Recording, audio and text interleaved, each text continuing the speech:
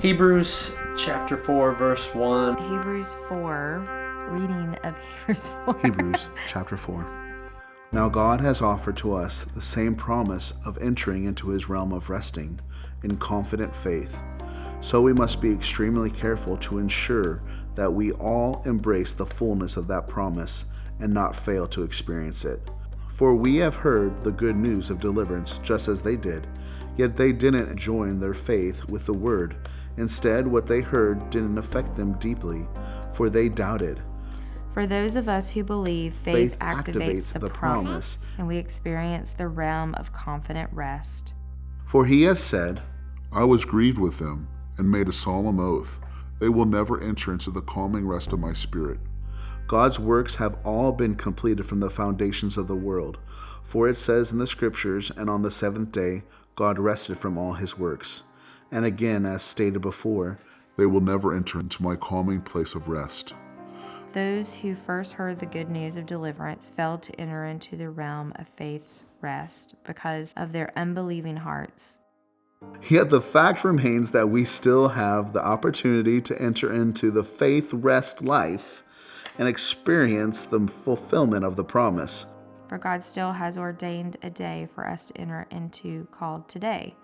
For it was long afterwards that God repeated it in David's words, If only today you would listen to his voice, and do not harden your hearts.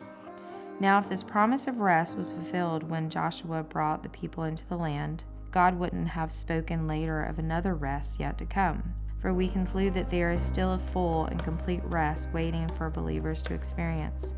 As we enter into God's faith rest life, we cease from our own works, just as God celebrates his finished works and rests in them.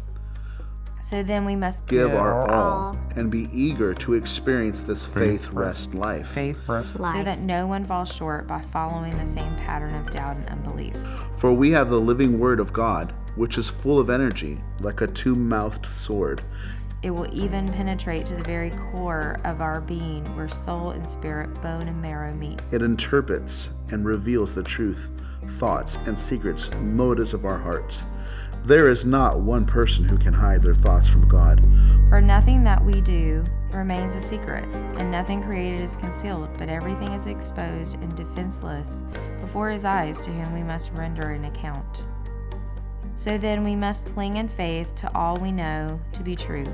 For we have a magnificent King Priest, Jesus Christ, the Son of God, who rose in the heavenly realm for us, and now sympathizes with us in our frailty. He understands humanity, for as a man, our magnificent King Priest was tempted in every way, just as we are, and conquered sin.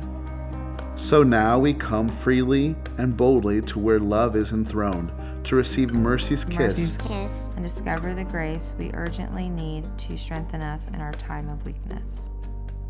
Reading of Hebrews 4.